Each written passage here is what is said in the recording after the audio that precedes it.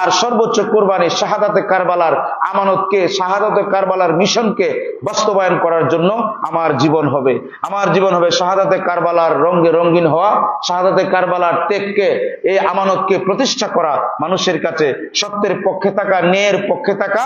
আর আপনি যখন সত্য, ন্যায় এবং জ্ঞানের পক্ষে থাকবেন, তখন দেখবেন এক গুরু মানুষ এক পক্ষ আপনার বিরুদ্ধে যাবে, স্বয়ং ইমামের বিরুদ্ধে চলে যায়। ইমাম আহমদ ইবনে হাম্বল রহমাতুল্লাহ আলাইহির বিরুদ্ধে চলে গেছে 12.5 লক্ষ হাদিসের যে হাফেজ। বলেন সুবহানাল্লাহ।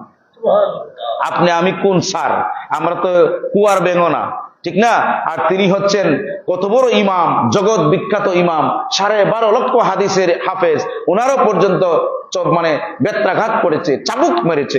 ইমামে আজম আবু হানিফা রাহমাতুল্লাহ আলাইহি কত বড় ইমাম, যিনি 70 জন সাহাবীর সাথে, কেউ কেউ বলেন 12 জন সাহাবীর সাথে তার সাক্ষাৎ হয়েছে, তিনি হাদিস দর্শ নিয়েছে। সুবহানাল্লাহ। এবং ইমামে আজম বলতেছে যে আমি রুহু জগতে আমার প্রিয় নবীর কাছে আমি শিখেছি। বলেন না সুবহানাল্লাহ। সেই ইমামে আজমরে পর্যন্ত আঘাত করেছে, বেত্রাঘাত করেছে। জালেম বাদশা, আপনি আমি কোন স্যার? তা আমাদের বিরুদ্ধে তো যাবেই। সত্যের পক্ষে যখন আপনি থাকবেন, আপনার জন্য জেলখানা অপেক্ষা করছে।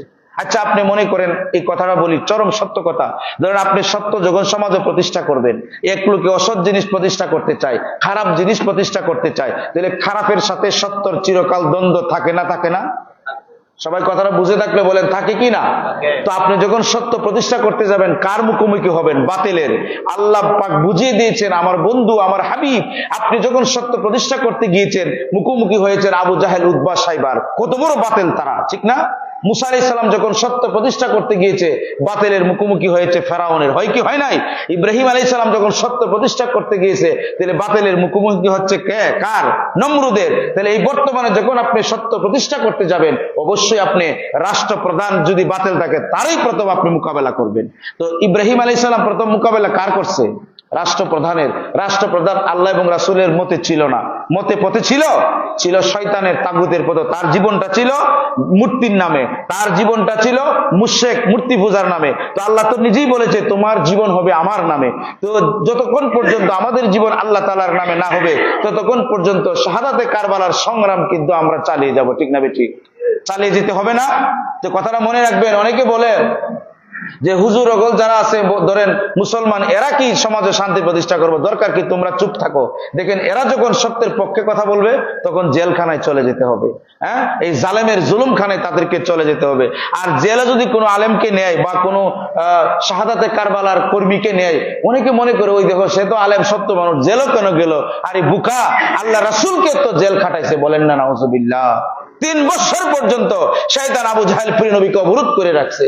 তাহলে কি যারা মুসলমান, সত্যিকারের আলেম, সত্যিকারের কথা বলবে, তারা কি, যারা অসৎ মানুষ, তারা কি তাদেরকে ছেড়ে দেবে? আজকের কুরবানিটা এটা আমাদের জন্য শিক্ষা, একটা মেসেজ আমার বন্ধুরা। আল্লাহু আকবার, আল্লাহু আকবার, লা ইলাহা ইল্লাল্লাহু, আল্লাহু আকবার, আল্লাহু আকবার, ওয়ালিল্লাহিল হামদ। এই যে নামাজটা আমরা আদায় করবো, এটা হচ্ছে ওয়াজিব নামাজ, 6 তাকবীরের সাথে।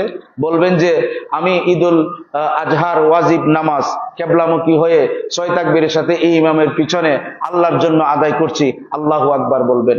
আর যখন ইমাম সাহেব আপনার প্রথমে যখন আপনার নিয়ত করবে, আমরা যখন নিয়ত করে আল্লাহু আকবার বলবো, তারপরে সানা বলবো, পড়ার পরে আল্লাহু আকবার বলে এক তাকবীর হাত ছেড়ে দেব, তারপরে আল্লাহু আকবার বলে দ্বিতীয় তাকবীর হাত ছেড়ে দেব, আবার আল্লাহু আকবার তৃতীয় তাকবীর বলে হাত বাঁধবো।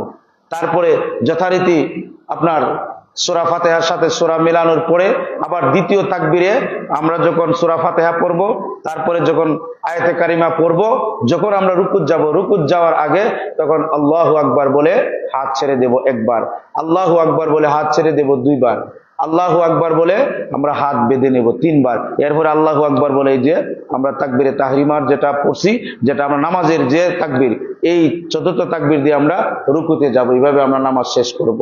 কথা বুঝতে পেরেছেন আপনারা? এই নামাজটা যেহেতু আমরা 1 বছর পরে আসে, অনেক সময় আমরা ভুলে যাই।